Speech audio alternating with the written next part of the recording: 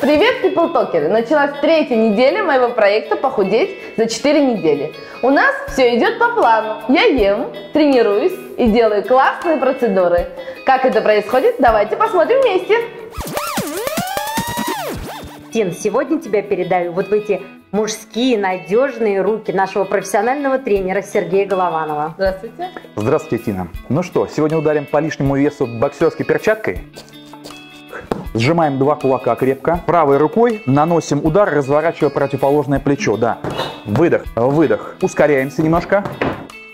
3, 2, 1. Достаточно. Раз, два.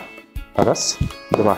И потихонечку, когда поймали ритм, начинаем ускоряться. Плечи не забываем разворачивать. 3, 2, 1. Финиш! Замечательно. Вот таким образом мы боремся с лишним весом.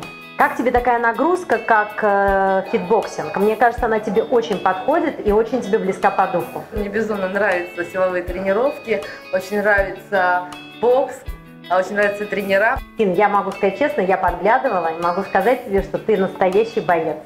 Отдыхай, восстанавливайся сил и ждем тебя послезавтра. Спасибо вам большое.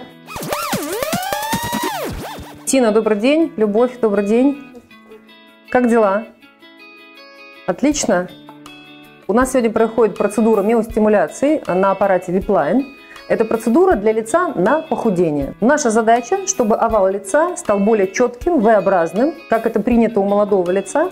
Электроды, которые наложены на точки прикрепления мышц на лице.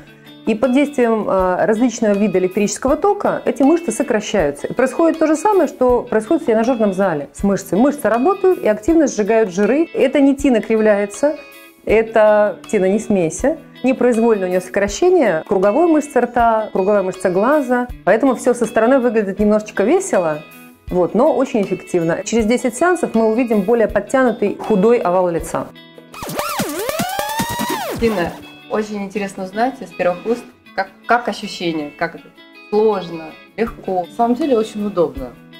Каждое утро в 8 утра тебе приносят сумку с готовой едой, которой тебе даже не надо думать, что поесть, во сколько поесть, что приготовить.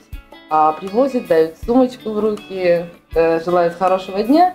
И я целый день бегаю с этой сумкой, у меня прям написано на каждой коробочке время. Я достаю, ем и делаю свои дела. Признаюсь честно, что по опыту наших клиентов это не всегда удается. Я достаю еду, где только можно, и ем.